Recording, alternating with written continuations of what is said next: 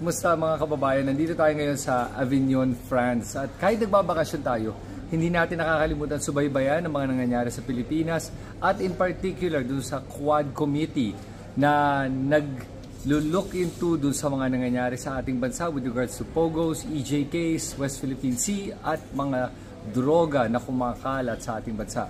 Ngayon, pag-usapan natin yung pang-apat na Quadcom hearing na ang ating mga resource people ay sina Colonel Padilla, yung warden ng Davao City Jail, at saka si A.R. De La Serna, yung yung EA ni Harry Roque, at saka yung ating pinaka-importanting resource person na si Cassie Leong. At actually, I'm gonna focus on Cassie Leong in this particular video because marami tayong nakita doon sa kanyang mga sinabi na katotohanan o kaya kasinungalingan at mga napansin ko sa kanyang mga ugali habang nandun siya sa hearing. Pero bago natin pag-usapan si Cassie Leong, pag-usapan muna natin si A.R. De La Serna. Kasi alam mo sa akin, parang nung kino-question siya ng mga kongresista, ang lumalabas, may gusto silang tanungin kay A.R. De La Serna pero hindi nila matanong. So parang paligoy-ligoy pa sila at hindi lang tanungin ng diretsuhan si A.R. De La Serna kung may relasyon ba at kung ano bang relasyon niya kay Harry Roque. Kasi kiniklaim ni A.R. De La Serna na EA siya. Una, kinlaim niya na social media manager. Pero meron silang joint bank account na may dumadaan ng milyon-milyong pisong halaga. At saka meron din silang nakitang travel records in 2023 na nag-travel sila 6 times sa isang taon. Sa totoo lang, kahit nga ako, hindi ako nagta-travel ng 6 times sa isang taon. Pero si A.R. De La Serna kasama ni Harry Roque 6 times. Hindi man lang kasama asawa niya, kasama pa niya yung kanyang EA. At hindi lang yun. Ang interesting pa dito kasi is maraming pwede pang iba't ibang anggulong makita natin. At nung tinanong siya nung isang kongresista kung ano bang relasyon nila, pero hindi nga directly, parang pinapadaplis pa niya. Tinanong niya kasi usually daw mag-asawa lang gumagawa niya, no? Magkapamilya o kaya yung malapit sa'yo. Alam mo, tanungin na lang nila diretsuhan. Anong relasyon yun ni Harry Roque? Boyfriend ka ba? O kabit ka ba? Ano ka ba? At aminan na, diretsuhan na. At kung dinanay ni A.R. De La Serna, dinanay niya. Pero alam mo, more importantly sa akin, is bakit ba kailangan tignan o busisihin yung relasyon ni Harry Roque kay A.R. De La Serna? I don't want to shame anyone for whatever their relationships are or marital or extramarital affairs are. At tulad nung nangyari kay De Lima, I don't think that's relevant to this. But maybe the bank accounts is relevant dahil may joint account na sila ng mga milyon-milyon na nakalagay doon. At para makita ko saan nanggaling yung pera at may connection na yun sa Pogo. And in that sense, it's okay.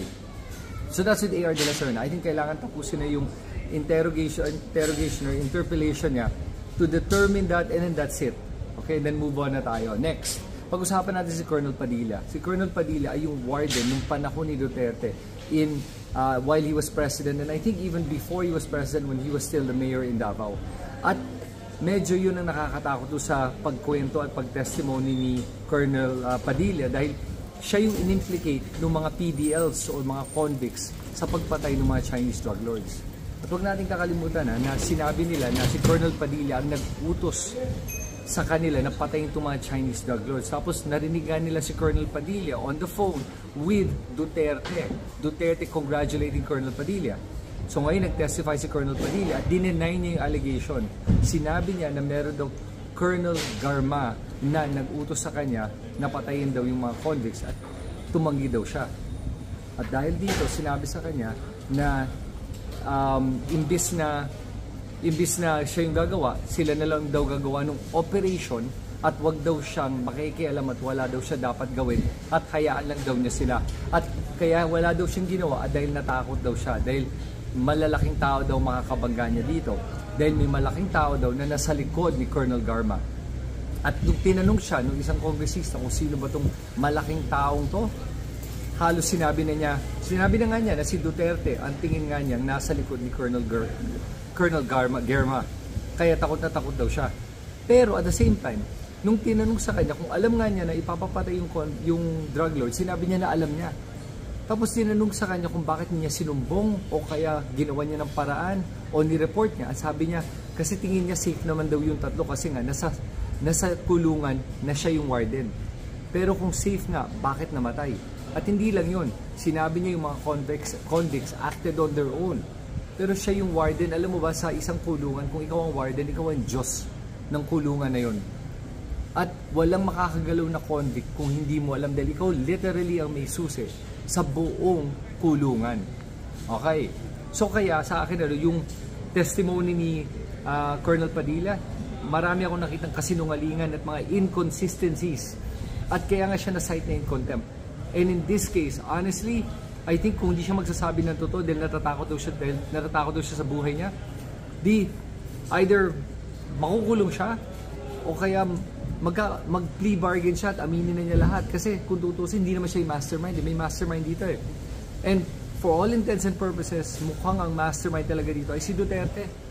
I think most of us kind of know this already. At sa tingin ko, sa ating opinion naman, talagang yun na yung katotohanan dito sa mga nangyaring EJK at mga drug wars. Okay, next pag-usapan natin ang pinaka-importante sa lahat ay si Cassie Leong. Alam mo, ang masasabi ko lang si Congressman Dan Fernandez ay sobrang bine-baby niya to si Cassie Leong kasi siguro bata, babae, tapos charming, magaling siya mag-manipulate ng mga lalaki from the way she talks, the way she moves around, yung pagsagot niya, yung pagmukhang inosente niya, at mukhang nagwo-work yan kay Dan Fernandez. And ang advice ko lang kay Congressman Dan Fernandez, ay huwag kang magpapadala sa mga ganyan. Dahil may mga alam naman tayo na parang may balita na si Dan ay mahilig siguro sa mga batang babae, hindi ko alam. Pero yun lang, huwag kang magpapadala sa mga ganitong mga tactics. Kasi itong Cassie Leong na to, pag tinignan mo siya, mukhang inosente yan, pero honestly, I think she's psychotic. At tingin ko talaga isang tao to na narcissist na magaling magmanipula ng mga tao. At wala itong isang tao na walang empathy.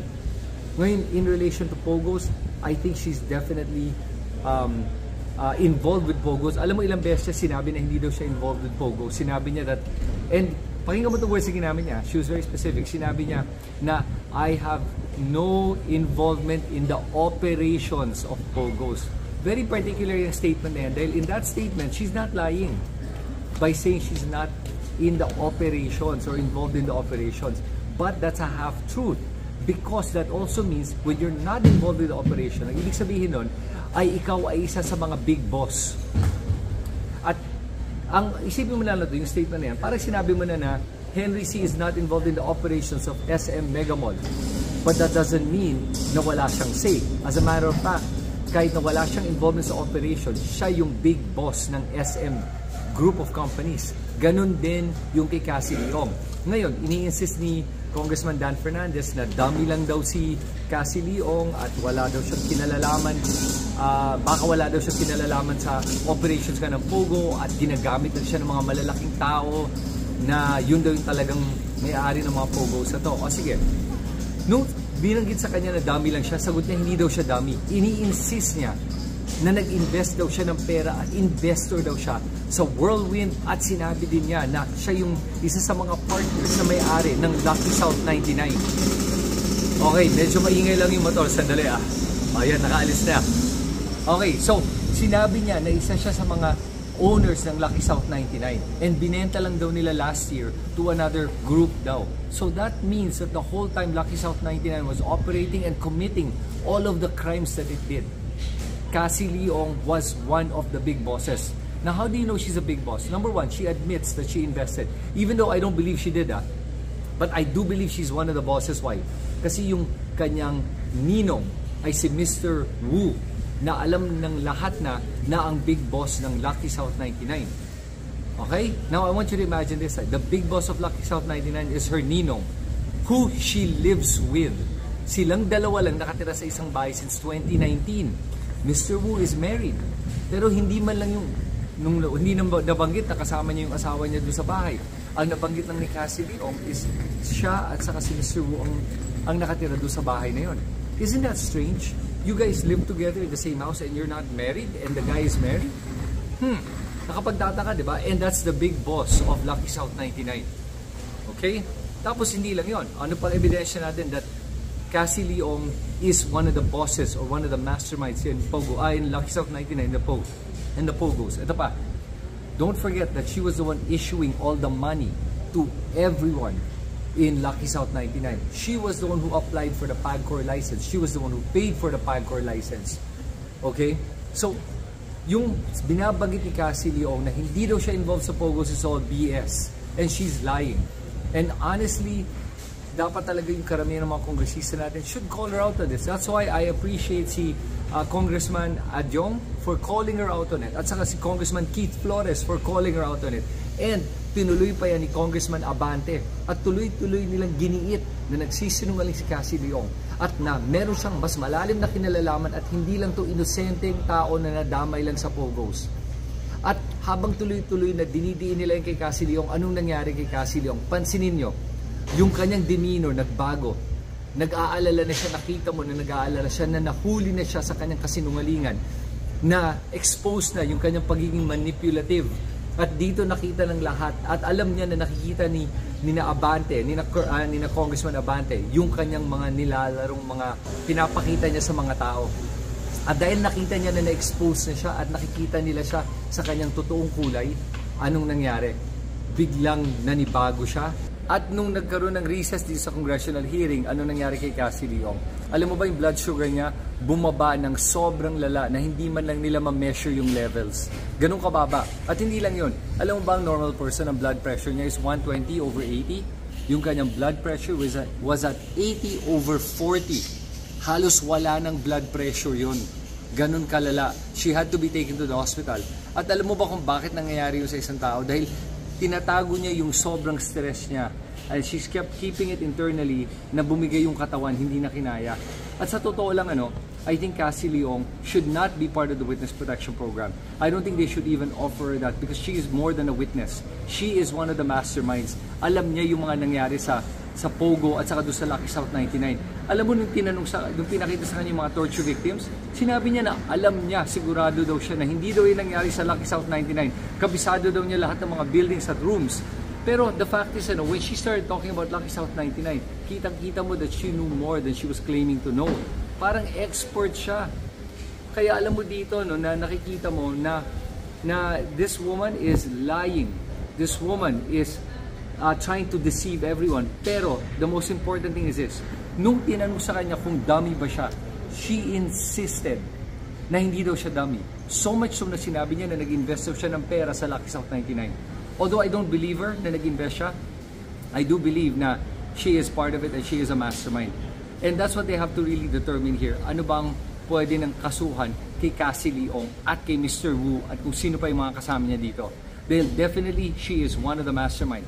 And I'll also add so that everyone remembers, Cassie Leong is the girlfriend of Wesley Go, who is the brother of Alice Go, who also is involved with the Bamban Pogo. So yung pa lang, kung tinignan mo lahat ng kwentong to, piece it all together, it is so obvious that Cassie Leong is not a witness. It is not somebody na nadamay lang or innocent bystander na nautulang nila. No, she is one of the perpetrators and she should face the courts at kailangan magkaroon ng hustisya para sa lahat ng mga naging biktima ng mga pogos na to at ni Cassie Leong. At yan ang katotohanan. Ito si Christian galing sa Avignon, France. At kung nagugustuhan niyo yung mga ganitong content, please subscribe to my YouTube channel at pakiclick na rin yung notification bell para ma-notify kayo sa aking mga susunod na videos. Salamat sa inyo lahat. I'll see you guys when I get back in Manila.